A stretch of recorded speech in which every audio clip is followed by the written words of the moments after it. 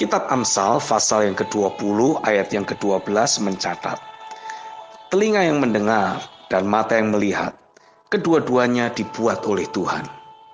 Sedangkan dalam Injil Yohanes 10 ayat 14, Alkitab menulis, Akulah gembala yang baik, dan aku mengenal domba-dombaku, dan domba-dombaku mengenal aku.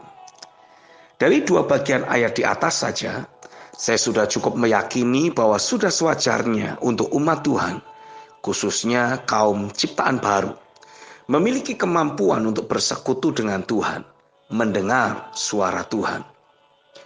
Melalui pekerjaan firman dan roh yang terjadi dalam hidup mereka, otomatis akan ada suatu sense of spirituality yang mulai mereka miliki. Terbangunnya suatu frekuensi rohani yang membuat seseorang jadi memiliki kesadaran akan hal-hal rohani atau perkara-perkara ilahi, sehingga memudahkan dirinya untuk mengenali datangnya suara Tuhan. Sama seperti anak bayi yang baru dilahirkan. Selama anak yang bersangkutan terlahir secara normal, maka adalah sesuatu yang normal juga untuk sang bayi bisa berkomunikasi dengan lingkungannya. Demikian pula saat seseorang mengalami kelahiran baru. Ia dilahirkan oleh Roh Kudus ke dalam suatu lingkungan yang baru, yaitu realita hadiratnya, lingkungan kerajaannya. Maka sudah sewajarnya untuk sang ciptaan baru akan dapat berinteraksi dengan berbagai makhluk-makhluk sorgawi, khususnya dengan sang Bapa. Alasan mengapa ada banyak orang percaya hingga sekarang terus mengeluh dan menyatakan bahwa mereka merasa mengalami kesulitan untuk mendengar suara Tuhan disebabkan karena yang pertama, mereka belum mengenal Tuhan dan firman-Nya. Ketika pertama kali Tuhan berusaha untuk berkomunikasi dengan Samuel, Samuel mengira pribadi yang memanggil dirinya adalah Imam Eli. Samuel belum mengenal Tuhan. 1 Samuel 3 ayat yang ke-7. Meskipun Imam Eli sudah lama hidup dalam kedagingan atau hidup dalam ketidakakuratan, tapi dia menjadi imam besar bukan tanpa alasan. Pasti dia pernah memiliki kehidupan rohani yang membuat dirinya diangkat menjadi seorang imam besar. Hanya saja mungkin posisi atau keistimewaan sebagai seorang imam besar sudah merusak hidupnya. Tapi bagaimanapun, dia pasti pernah memiliki kedekatan dengan Tuhan. Jadi, melalui arahan Imam Eli lah, Samuel belajar mengenal Tuhan dan firman-Nya. 1 Samuel 3 ayat 1-9. Yang kedua, mereka memiliki pikiran dan emosi yang masih membawa pola dunia ini. Seringkali umat Tuhan memiliki konsep pikir atau sudut pandang yang bersumber dari pola dunia ini. Sehingga hal itu menyulitkan diri mereka untuk memiliki persekutuan yang hidup dan sehat dengan Bapa. Kesulitan mereka dalam hal mendengar suara Tuhan, karena selama ini mereka mencari-cari atau menunggu-nunggu terjadinya suatu pengalaman rohani yang spektakuler. Karena itulah pola pemahaman yang ditawarkan oleh dunia ini. Sehingga saat Tuhan berkata-kata dengan menggunakan suara hati nurani atau mempergunakan suatu pemikiran yang melintas dalam pikiran kita, hal tersebut hanya dianggap sebagai angin lalu saja.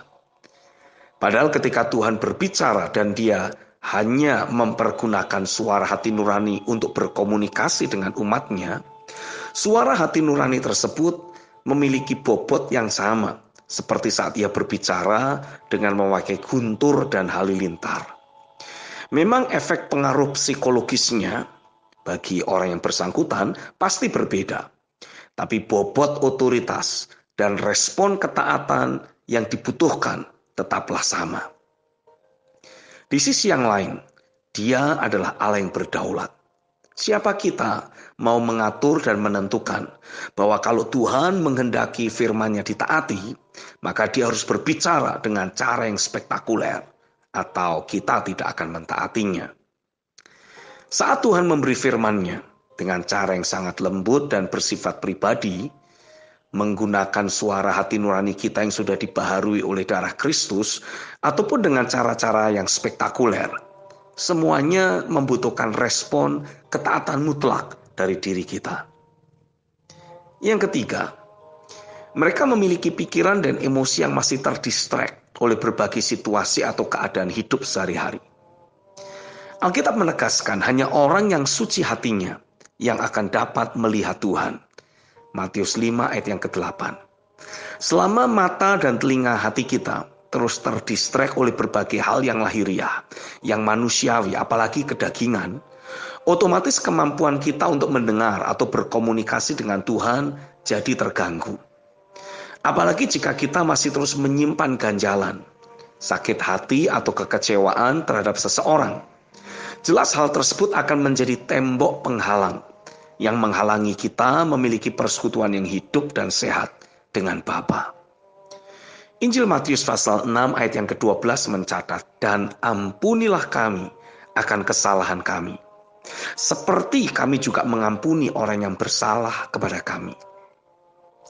Jadi kalau kita menyimpan ganjalan terhadap orang lain, ganjalan itulah yang menyebabkan terganggunya hubungan kita dengan Bapa. Kalaupun kita berkata, baiklah, aku mengampuni kesalahannya, tapi aku hanya belum mau bertegur sapa dengan dirinya. Tanpa kita sadari, kita sedang mengkondisikan Tuhan juga akan berlaku yang sama kepada kita. Tuhan akan berkata, oke, baiklah, aku mengampuni kesalahanmu, tapi aku hanya belum mau berbicara dulu dengan dirimu.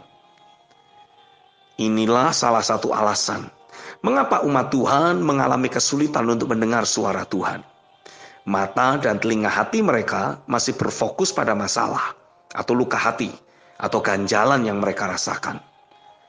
Seandainya setiap umat Tuhan bertekad untuk selalu mau mengampuni dan melupakan kesalahan orang, dan saya yakin Roh Kudus akan memampukan mereka, maka saya percaya semua umat Tuhan akan memiliki dimensi persekutuan yang hidup dan sehat dengan Bapa. Sepatah kata firman yang Tuhan ucapkan sudah cukup untuk memastikan kehidupan sehari-hari kita jadi selalu berkemenangan. Kita mulai menikmati pengalaman anggur yang terbaik karena kita selalu mentaati setiap firman atau arahan yang Tuhan berikan dalam hidup kita sehari-hari. Amin.